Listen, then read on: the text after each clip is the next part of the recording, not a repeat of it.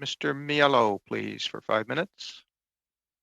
Thank you very much, and I'd like to thank both of our witnesses for joining us today and being part of the discussion. And to Mr. Wall, I want to thank you for your work for the people in our district. I know it does not go unnoticed, and I want to thank you for that. And I will direct my questions to you.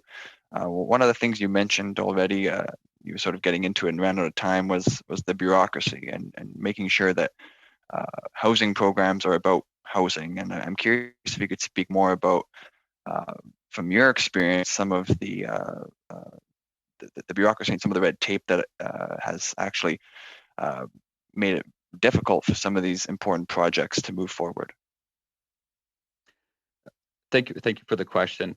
I think this is where it's really important that, generally strategies are very aspirational. It's motherhood and apple pie, but then we get to the actual nuts and bolts of it and the financing. And something that is a challenge for especially smaller rural and northern communities is the measurement of affordability from CMHC's standpoint. And I think it's really important that when we determine median market rents, in which the affordability component is measured on, that it actually is truly reflective of the community.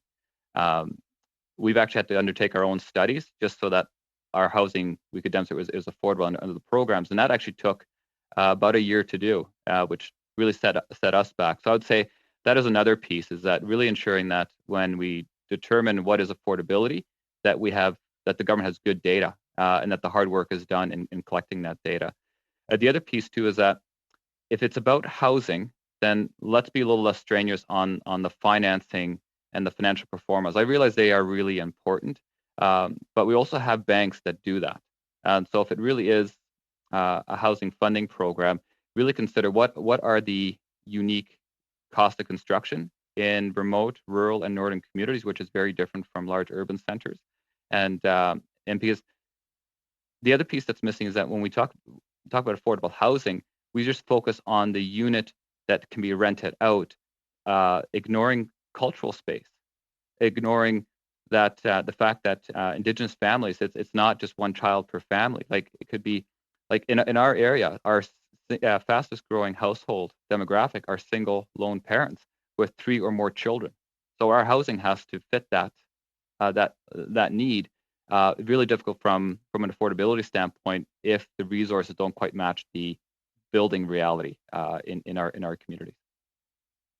Thank you. Those are some good points. I think the construction is one that often I would say the government does not do maybe a good enough job of accounting for some of the higher construction costs, obviously in rural and northern regions, as you mentioned. And I do also want to ask about Reaching Home, and obviously that's a program your organization was able to utilize, but unfortunately many other northern and rural regions were not, as I understand. So I guess could you talk a bit more with the couple of minutes remaining about some of the barriers to entry for rural and remote northern regions in trying to access a lot of these federal government programs? I want to say too that working with the staff at CMHC and also at the ministry with respect to the Reaching Home program, we're certainly working through a lot of the details, and I would say we're making good progress. So the staff are very open to listening and making changes. What we do find is programs, whether it's provincial or federal, are very much on-off reserve.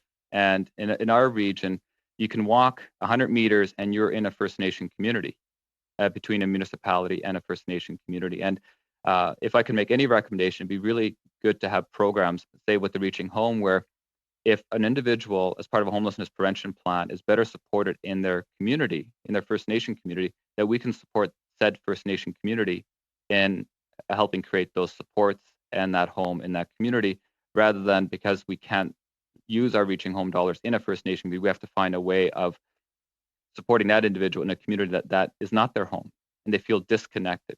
So this idea that the program should really foster and encourage inclusion and a sense of belonging. And so that would be my advice to any federal program, is to give as much flexibility at the local level to address the need in which fits the need from our perspective. Okay. Thank you, Mr. Wall and Mr. Melillo. We're